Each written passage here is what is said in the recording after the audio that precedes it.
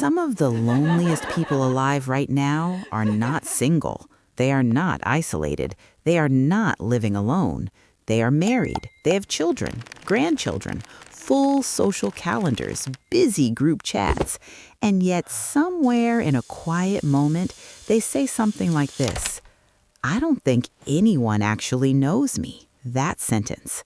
Let it sit, because it means the loneliness epidemic has nothing to do with being alone.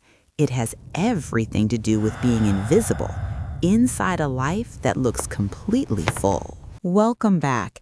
Today we're talking about something the Surgeon General of the United States called a national public health crisis, something researchers say is more dangerous than obesity, more deadly than inactivity, and this is the part that should stop you cold, as lethal as smoking 15 cigarettes every single day. We're talking about loneliness, and not the kind you think. The loneliness nobody talks about. When most people hear loneliness epidemic, they picture someone sitting alone in a dark apartment. No friends, no family, nobody to call. But that is not who is suffering most. High-functioning loneliness is one of the most underdiagnosed experiences in modern psychology. It hides behind full calendars, impressive careers, and the carefully curated appearance of a life well lived. It doesn't look like loneliness. That's exactly why it goes untreated for so long. You can be the most socially capable person in every room. The one who fills every silence, shows up to everything, remembers everyone's birthday, and go home to a silence that is crushing. Nearly 3 in 5 Americans say no one truly knows them. Reach out recovery. 3 in 5. That is not a fringe experience. That is the majority of people walking past you every day, performing connection, going home empty. And here is the uncomfortable truth psychology has been sitting on. Loneliness isn't about the absence of people. It's about the absence of being known. Many people have spent decades in relationships where they were needed, relied upon, appreciated, but never truly seen. Being needed is not the same as being known, and your brain knows the difference, even when you try to convince it otherwise. 2. What loneliness is actually doing to your body. This is where it stops being a feelings conversation and starts being a survival conversation. The list of both mental and physical health conditions associated with loneliness is remarkably long, from impaired cognitive function, depression, anxiety, and increased risk of suicide, to cardiovascular disease, diabetes. The physical consequences include a 29% increased risk of heart disease, a 32% increased risk of stroke, and a 50% increased risk of developing dementia for older adults. Your body is not being dramatic. It is responding to an ancient biological alarm. Your body experiences loneliness as danger, because evolutionarily, it was. Being separated from the group meant not surviving. That ancient alarm system is still running in modern bodies, in open-plan offices, in busy cities where nobody knows your name. You are not weak for feeling this. You are ancient. You were built for deep belonging, and the modern world has systematically dismantled every structure that used to provide it, without replacing any of it. 3. How we got here. So what actually happened? How did the most connected generation in human history, with more communication tools than any civilization before us, end up the loneliest? Across age groups, people are spending less time with each other in person than 2 decades ago. This was most pronounced in young people aged 15 to 24, who had 70% less social interaction with their friends.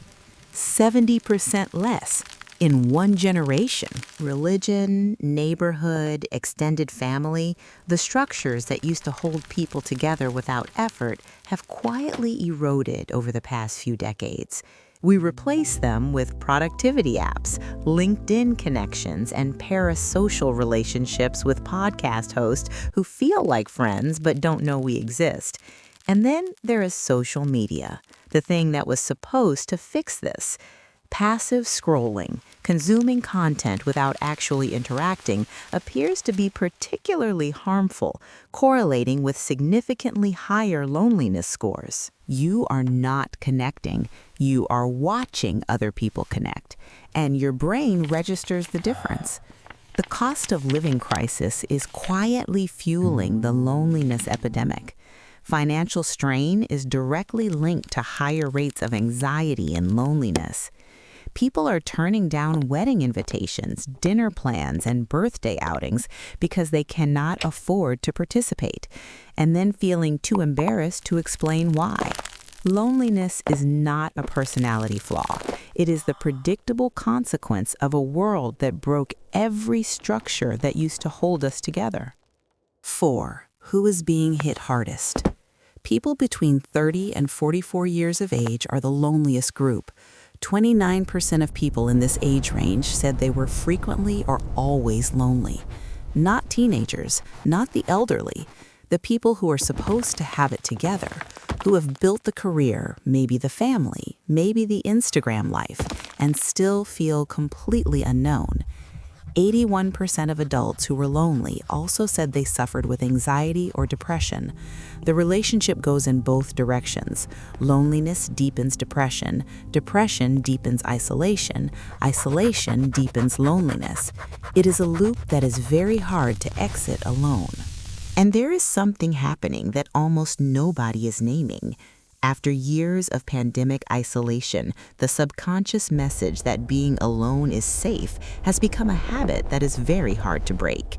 The internal message became, being alone protects me from things that are scary and out of my control. You are not antisocial, you are protected. Your nervous system learned during one of the most frightening periods of modern history that closeness was dangerous, and it has not fully unlearned that yet. 5. The difference between alone and lonely. Here is something important that most conversations about loneliness get wrong. Being alone and being lonely are not the same thing. Solitude, chosen, intentional, restorative, is one of the healthiest things a human being can do. It is the loneliness that arrives when connection is absent, even when people are present, that does the damage. Loneliness is the distressing feelings we have when we have fewer social connections than we want and need. It becomes detrimental when it persists for extended periods. We are wired as human beings to connect with others. Our brains are designed for social connectedness.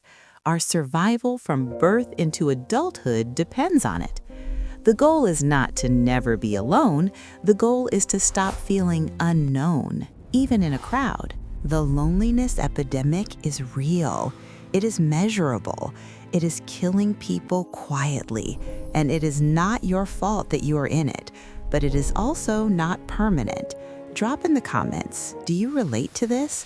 Not the obvious loneliness, the hidden kind, the full calendar, nobody knows me kind. We read every single one. See you next time. Take care of yourself, and maybe let one person take care of you too.